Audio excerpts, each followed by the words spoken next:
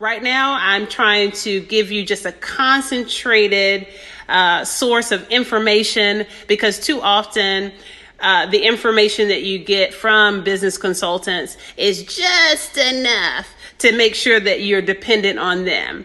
And you understand in one regard, but it's not really an ethical way to do business. And that's not how I do business. How I have gained the title Queen Get Her Done is you call me for the doing. So if you have an issue that you run into with your business, yes, I help you with establishing it, and I help you with understanding all the aspects that are necessary to make sure you are a legitimate entity in commerce and recognized both by the IRS, the North Carolina Secretary of State, and the North Carolina Department of Revenue. And then for business credit, Experian, and as I've told you before, no longer Dun & Bradstreet, even though some of you have received information from Dun & Bradstreet suggesting that they are still a viable credit reporting agency for businesses. They are not. They have been sued in a major class action suit, ironically enough, on information or on bad faith business practices that I actually stated some years ago. They were actually putting negative information on small business accounts. So they would put negative information about the person who was running the business, and then go after them, kind of like ambulance chasers. We had to refer to some attorneys. It's not all attorneys. Not all attorneys are bad, but some attorneys will kind of, they'll look for they'll look through the obituary for estate clients, or they'll look, through the accident reports, and then you get this random mail from the attorneys. It's really not, in my opinion. I know it's not illegal, but it's not an ethical way to do business. And I like to align myself ethically. I just feel like it brings better energy throughout my entire life, and that's how I like to live. All right, so let's go back. We're going to go back. I'm going to bring up all right, so this is the outline for the debut week of the 3-minute rise and grind. Okay. And we'll also be doing the 9-minute rewind for those of you who have different schedules, because we don't all have the same schedule. And that's why it's so important to upload these live sessions to IGTV so that you have them readily available at your viewing convenience, instead of just being able to be available during the time frames that I have or that I've set aside for this. So at 10:30 on Saturdays, we'll do the 9-minute rewind. All right. But during the week, we'll try to keep close to 3 minutes. And again, we'll expand it as needed as this viewing or the viewers increase. And then we'll talk about as much stuff as needs to be talked about. All right. And there will be a version of this for Above Ground Railroad, like I've already alluded to in the beginning. And for those of you who are tuning in from the side of Pursuit of Happiness and you're wondering what I'm talking about, you haven't seen the Above Ground Railroad ads that I have placed and put out on Instagram and Facebook. First of all, you might be living under a rock. But other than that, the Above Ground Railroad is a wonderful organization. It's actually for-profit as well. I've actually transitioned it from nonprofit to for-profit so that the owners, members, because the members will be owners, or the members are owners, because we've got about 10 members at present, and it's growing strong. And the Above Ground Railroad is going to be doing some very, very positive stuff. And it's all about true freedom and doing it in a conspicuous and humbly proud way. We don't have to meet in a back alley and learn how to read the Bible. Okay. All right. Let's keep on going. All right. So last week I said the topics were going to be breakfast, EIN, fictitious names, the myth of LLCs, and business credit. All right. So this is going to go by fast. We're going to do the start time at 9:27. That's where we're at. All right. Because this is the entire week, it will be a 9-minute session, which means we're going to stop at 9:36. All right. Here we go. Keep me honest.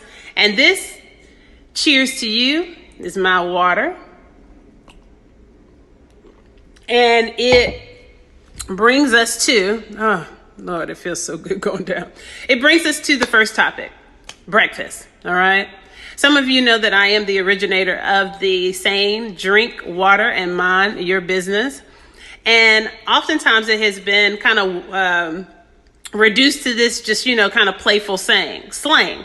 However, if you know anything about my academia and my experience in history, then you know that there was nothing that was trivial about the statement at all. It's a simplified expression of something very, very, very, very complex. I am a scientist. That is my core academia. And my specialization is wetlands, wetland bio, and phytoremediation. Bio meaning life, microbiology, and phyto meaning plants, hydrophytic plants, water-loving plants, okay?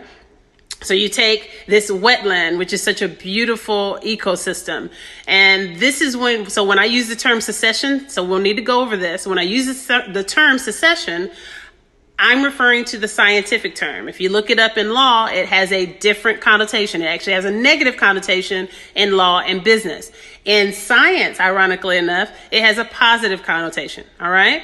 Succession means that over time, an ecosystem becomes better, stronger, and more efficient in its processes, in its biochemical processes, one of which is the bioremediation or phytoremediation. Basically, plants can stabilize waste, bad things, pollutants. So can microbiology. It's a beautiful thing, all right? So when I say drink water, we are about 70% water, right? And then you go down to the microcellular level, and not only is our entire body, so you think of it at the macro level, our body, you can do the math, take 1/3 and you say, okay, that's water. Or 2/3 and you say that's water, right? You look at the cell is the same. Okay, and we have millions of cells in our body, right? So water is extremely important. What do you think would happen on the dehydration level macro? Since we know it happens on the macro level, what do you think happens on the cellular level if you don't have enough water? Right, you have the issue of function, lack thereof. So breakfast is very, very important. And I use, and some of you have already heard this term, break fast. That is the original or the origin of the compound word breakfast. You're breaking your fast from the metabolic processes that occurred overnight while you were sleeping. And this is generally, based upon, the regular sleep pattern, which is, somewhere around 9 p.m. to 7 a.m. the next morning. All right. So it's very important that you start off with water. And believe it or not, this is all I've had this morning. I like to start off. I like to have at least 2 or 3 glasses of water before I intake anything, any food, any coffee, and it makes a world of difference. It allows you to be able to clear out any congestion. It allows you to be able to clear out your mind, the focus.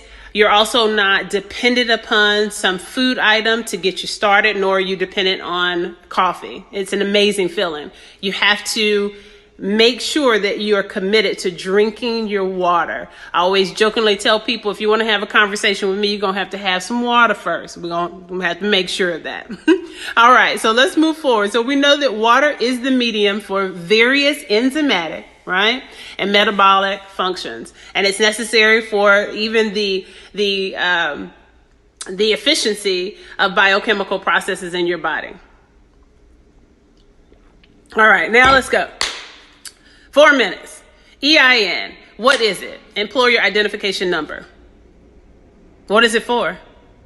It is to move the Internal Revenue Service to recognize your business as legitimate in commerce. Well, what does that mean, Tigress? Just that. It is an employer identification number. So oftentimes people think, oh, well, this is a number that, I need for credit. No, there's no credit associated with the employer identification number. That's a huge myth.